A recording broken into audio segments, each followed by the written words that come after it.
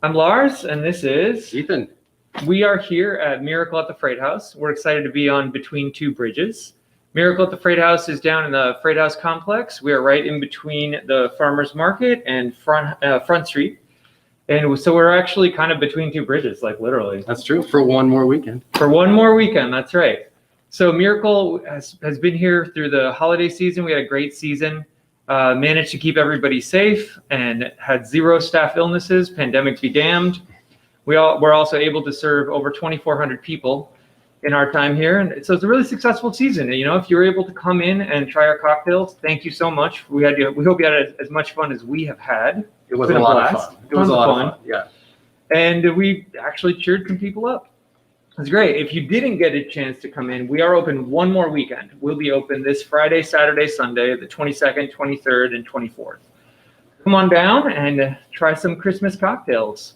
Last weekend for the Christmas cocktails, and one of the first weekends for some of the new classic cocktails we've got on the way. That's right. So moving forward, there's going to be a bunch of changes down here and new things happening in the space. We're adding classic cocktails to the menu now. So you'll be able to get these cocktails this weekend, including some limited time things. We'll talk about that in a little bit. But the future of this space is neat. A lot of people have been asking us what's going to happen down here. A lot of you will remember this used to be the Fresh Deli, which everybody loved because it was farm to table. It was fresh food. It was great stuff. So that's actually going to start happening in this space again this year. Those plans are being finalized now, but basically what you can expect is another farm to table project to bring fresh food to lunches and dinners here at the Freight House. It'll essentially be like the restaurant arm of the farmers market, if you will. So it will be like a market-driven menu that will change with the seasons and stay fresh. So our role within that is like how to provide cocktails. There'll be cocktail pairings for certain meals and wine pairings, and make sure that there's good libations to go with the good food as well. Yeah. So part of our approach is that we do craft cocktails, and that dovetails nicely with the fresh thing because we build everything from scratch, right? We even make our own grenadine, which is kind of good, actually. I really like that stuff. It's fantastic. It's kind of good. It's no surprise that people like it. So with that in mind, we would like to show you guys some of our classic cocktails, some of the cocktails that will stick around. Sure. In the future. One of the cocktails that stuck around probably the longest is the old fashioned. So that seems like a good place to start. If you like your whiskey, right. Hard to beat an old fashioned. How long ago did they start calling it an old fashioned, do you think? How long ago? Well, it's a little bit up for debate. And the whole lore of where it started and all of that. I think there actually is now a date. So thanks for putting me on the spot. I don't know the date off the top of my head right now, but there are some historical footnotes in terms of But it was like how long. But generally, the whole idea was that this was the original cocktail. It started out, you've got spirits, you've got sweet, which is the sugar that I just put in here, and bitters. So this is Angostura bitters, which is one of the longest surviving companies. It's been around since pre-prohibition times. Didn't go away. Never went away. It was always there when we needed it. There's lots of other bitters that have come back with this whole craft cocktail thing, but Angostura has always been there for us. So anyway, the bittered slang was a very popular cocktail. And when all these fancy cocktails started coming around, they started, some of the old timers supposedly started saying, make me a cocktail the old fashioned way. So we take the bitters and the sugar.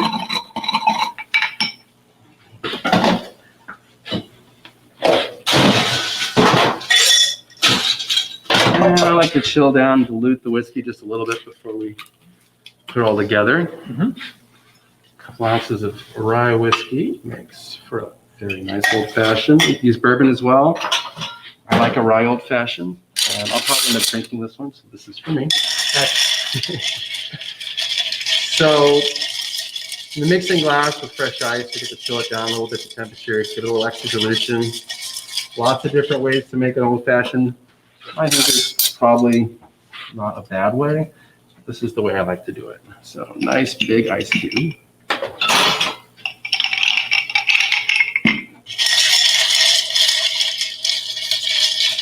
Now we've got the diluted and chilled whiskey. And that's on the cube.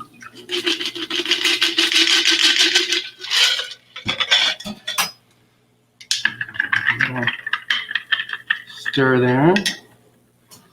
Get some orange peel. Get those juices in there. Essential oils. And there's an old-fashioned cocktail. And we've got a couple variations on that. We've got a bourbon fat-washed old-fashioned that we do as a special here and there. You guys, this is bananas. It doesn't taste like bananas. It's bananas, bananas. So instead of, you take 4 Roses bourbon, and we takes about 1.5 ounces of melted bacon fat from a local farm down in Bluegrass. Really good bacon. And kind of infuse it, shake it around a little bit, throw it in the freezer. Mm-hmm. All that fat goes to the top. You take it off, you strain it out, and you're left with this bourbon. It's like really nice aftertaste of bourbon.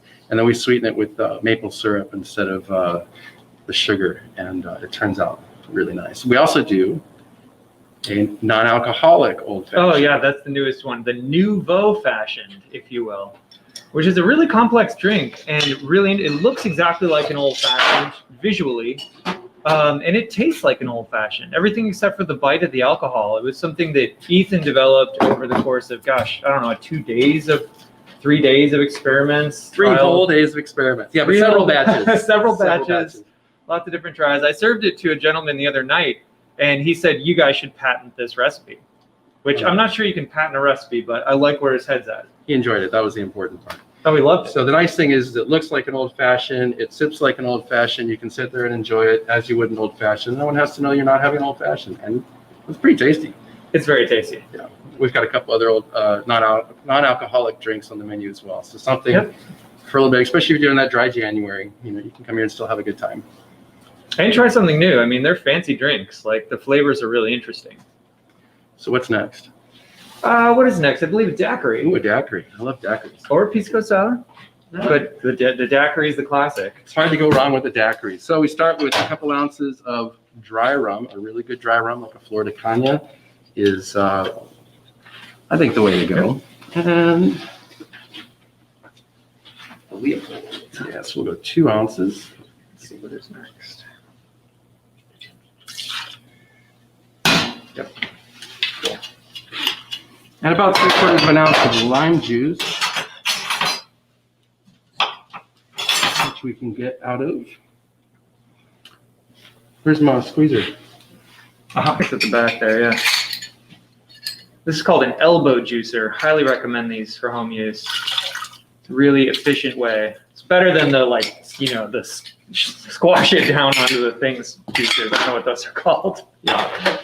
Then we'll use about 3/4 of an ounce of a 1-to-1 simple syrup. So this is not a rich syrup. It's kind of a light, just 1 part sugar, 1 part water. So it's clean, not too sweet. Let's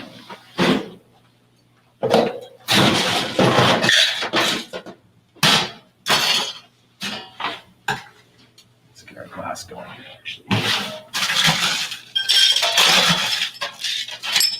This is one of my favorite drinks for hot weather, actually. Mm-hmm. But there's not a bad time to have a daiquiri. It's just rum, lime juice, and simple syrup, so it's hard to go wrong.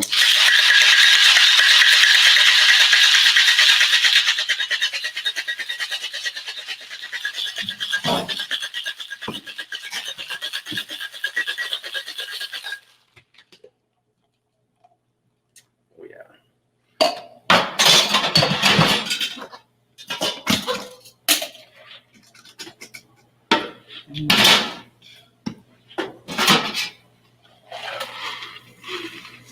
You might think of the daiquiri as something that comes out of a frozen machine or out of a blender, and those are okay, but there's no sweet and sour mix in this, no triple sec.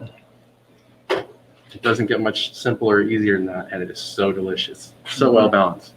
It's just some of these older drinks that were embellished upon over time were never really improved upon, in my opinion. So just having the basis of some of these classics you can always come in and count on, these reliables. And there's some other things that are new that maybe is here one weekend, maybe gone the next. Something new to try. That's the idea. Very cool. So next up would be a Manhattan. Oh, the Manhattan. Another classic, reliable cocktail. Manhattan Project. Okay.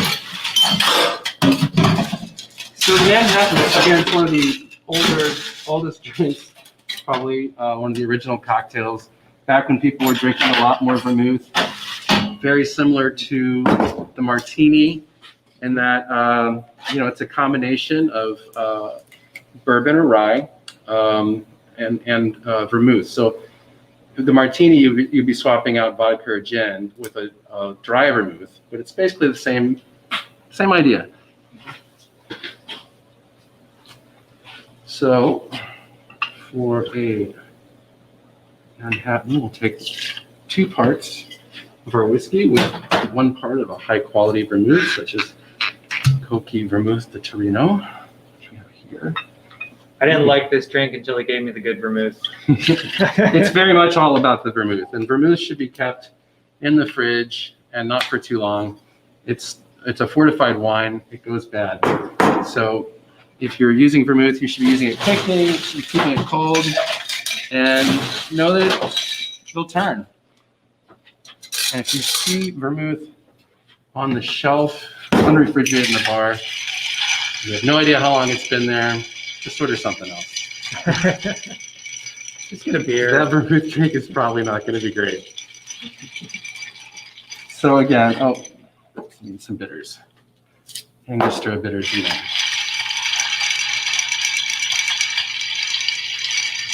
So why are we doing this? Well, so one of the main things you're doing for a cocktail is to try to get it really, really cold. Often like -2 degrees Celsius, right? So 26, 27 Fahrenheit, something like that, a little below freezing. And you can do that with liquor. You can get it below freezing and it stays in liquid form. So the other reason is dilution, because you don't want to drink straight liquor. That's not a cocktail. Yeah, it's pretty easy to do, just right out of the bottle. That's not enjoyable. I mean, it's not bad, but If it's a good spirit, maybe, but this is the whole art form, is how can we take this spirit and make it truly delicious? Indeed. One of the things that we like to do, as long as there's no citrus involved, we should be stirring instead of shaking, because you get to preserve a nice, smooth, silky mouthfeel. And a drink like a martini or a Manhattan, that's important. I mean, looking at the color of that, I think you've done it. There we go. So this is a Marasca Luxardo Cherry. And okay, Nice, the Manhattan. so I think we have one more classic to show off, don't we? It's Yeah. a new classic. It's a new classic, the Tommy's Margarita. Now, this is a drink that came out of Los Angeles, I believe, in the early 90s, around 92. Okay. Mexican restaurant in San Francisco. I didn't realize it was that new. Yeah. Like, to me, it tastes like the ultimate margarita. Well, the margarita It's just became all about the triple sec that you're using, right? So first it was just getting out of using sweet and sour and actually using lime juice. Right. But it was very rare to actually have a recipe that focused on the spirit itself. So the Tommy's Margarita is my favorite because it really is very much about the spirit that you're using. It's about 2 ounces. I'm asking you like you don't know.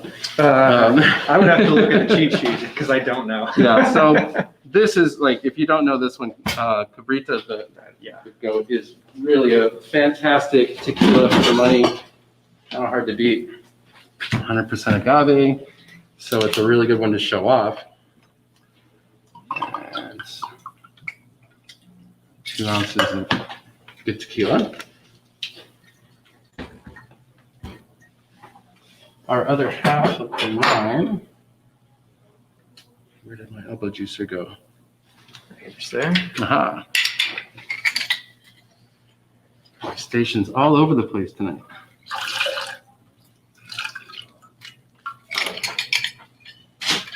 And then we sweeten it with just a little bit of agave nectar. So about 2 bar spoons worth. A bar spoon is similar to a dash, if you don't think in bar spoons. A little bit bigger than a dash, yeah. Bigger than a dash. Bigger than a dash.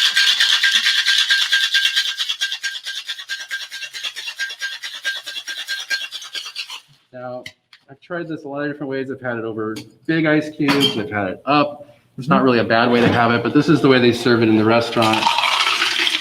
And it's hard to beat. Just with its own ice. Its own ice right there. So this is some of the new libations that we have on tap here. We've got a full menu. It'd be fun if you come down and check it out with us. Yeah. And we've got stuff to make other classics as well. So if you've got a favorite that anything. Yeah. One of the things that we did, which was really fun, is made a homemade lime cordial. So the Rose's lime juice that you're used to seeing in the grocery store, this is a natural product, and we can make gimlets or kamikazes, that kind of thing, without any high fructose corn syrup in your drink, which is kind of a goal. Yeah, taste the difference. I mean, fresh ingredients, no high fructose corn syrup, and I don't know, classic recipes. Yeah, we also laid out our menu in such a way that we have one column of familiar drinks, and if you like one of those drinks, the drink across from it is like maybe a more adventurous one that you might like because it shares some of the same flavors. So, for instance, if you know you like a daiquiri, we make a drink called the Pisco Sour, and that uses a Chilean grape brandy called Pisco.